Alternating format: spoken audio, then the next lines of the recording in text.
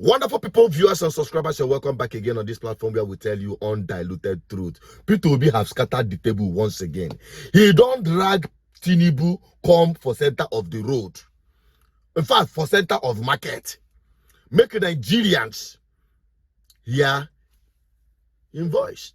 Mr. President, out of approximately 580 days you have been in office, it is reported that you have spent about 30% or around 180 days on more than 30 publicly recorded trips overseas.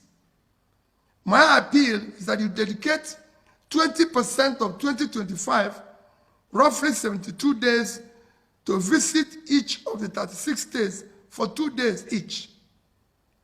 As a president, such visit will give you opportunity to better understand their economic and security situations across the country. It is time you visit our national hospitals and health facilities. You may consider, for example, that your next medical examination be conducted in one of our national hospitals or regional federal medical centers, such as FMC in Sokoto, Birnin Kebbi, Calabar, Umuahia, Akure, among others. This will allow you to assess the state of healthcare facilities available to Nigerians. It will also help you to understand the condition of our hospitals and clinics, enabling you to make informed decisions on how to upgrade and make them efficient. Mr. President, many Nigerians are refugees and exiles in their own country. Visit the IDP camps and assure Nigerians that they will soon be returned to their communities, that they are working hard to restore peace and normalcy in different parts of the country. Mr. President, you are no longer governor of Lagos State. You are now the president of Nigeria. Therefore, consider spending your holidays in different parts of the country. Let your next Salah, Easter, or Christmas holidays be spent in Yola, in Sokoto, Jos, Akure, Yanegua, Abakaleke, among others. What is going to be spent will be far less than what you spend to go overseas. It will be far less. And I can assure you that visiting the entire Nigeria will not cost up to a third of what he has spent in these 30 trips, just visiting Nigeria. And it is critical that he goes to, as for blocking the road and everything, I would rather he blocks everywhere in my state and stay there for 2 days, because he will feel what we are feeling. So it's better he goes to Benue, go to Zamfara and block it, but he's there so he can feel what the average person in Zamfara is feeling. As the president of a country, you must visit the place. For me, what is important now is about Nigeria today. We are so occupied about election, just like we're so occupied about power capture, that we refuse to deal with our issue. We have people who are dying because of a bags of rice, half bag of beans. People are dying. We've just lost several people. I was in IDP camp yesterday. I was in hospital yesterday, where we don't have basic things. I'm talking about 2027. That's not what I'm preoccupied with. I'm not preoccupied by what I said, the urgency of today. Let people put food on their table. Let there be medical care in our primary health care country. Extremely difficult, because everything is against you. People don't even want to see you. They don't even want to talk to you. I see colleagues that greet them at the airport, they don't even want to reply, because they feel they don't want the government of the day to see you or see them greeting you. Well, on issue of tax, there's a lot of stories. I've said it, everybody knows my stand on it. There should be very wide and detailed consultation. It should be wide and publicly debated.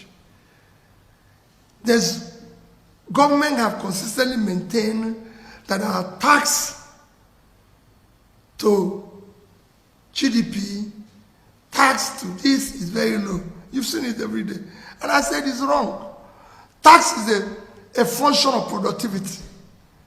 The country is unproductive. So are you going to tax 100 million Nigerians that are living in extreme poverty? Are you going to tax those people I saw in IDP camps yesterday? Are you going to tax the factories that are shut down in Kano? Go to Bompai, go to Shadan 1, Shadan 2. Where are you going to tax? Tax is a function of productivity. When the country is productive, people are gainfully employed, then you can tax them. And we can generate more tax. What we need now is to reflect the country, make it productive, and then we can talk about generating more. Everybody who means well should come together to get the country to work. There's a lot of, call it, lies. There's a lot of propaganda. There's a lot of, trying to, bamboozle the people going on here and there, which has to stop. Good. And that is the truth, too. There is nothing to add to it or remove from it. Where you have a gallivanting president jumping from one plane to the other, from one country to the other, and you cannot see any visible impact it is making in the lives of Nigerian people. What have improved under this Tinubu's government for the past 2 years? Nothing. No, correct yourself. What has changed in this very government under Tinubu? A lot has changed. I think that is the right word to use. Yes, a lot have changed, and you know it, that people are beginning to even miss Buhari. Buhari is now becoming a saint to what Nigeria is going through in the hands of Tinubu today. Things have changed. Dollar to Naira, you know the change. Fuel price, you know the change. Tariff hikes, both on electricity, communication, internet, and the rest of them. On top, everything done hike, including ransom. People are paying to kidnappers. Have also hiked. That is to tell you how bad things are in Nigeria today. And your president is busy jumping from one place to the other. Sit your ass down. Go and visit, just like P2B advised. Your next medical vacation, do your treatment at the Abuja National Hospital to start with. Travel by road to the closest state in Nigeria so that you feel the pain of Nigerian people. You know, Idris sang it in his song to Sei by proxy to Tinubu. Go and you are flying private jet. Why don't you go on the road and see the challenge Nigerian people are facing? That is the thing we are talking about, and that is also what P2B has become a nightmare. In fact, it would have even been better for Tinubu to have not grabbed that seat by fire by force, because now the man is living in his own shadows. Because anytime he wake up and sees P2B or hear about P2B, no be happier. Because he doesn't know the kind of bombshell this man will come with next. Okay, I'm no longer minding the flavors, the dwellers, and the mockeries. Those never do wells.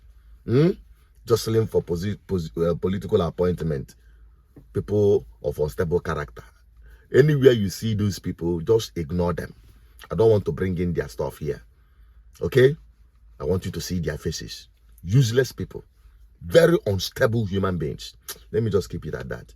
What's your take? I still remain as Peter as your advocate for good. Help me share this video. Every Nigerian should see this, because this is building the momentum for 2027, so that we will double up the effort for 2023 in that election.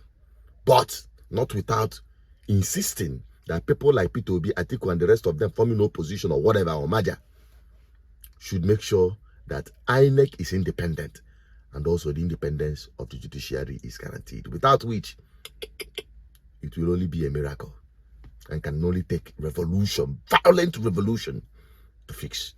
Let me have your take. Bye-bye for now.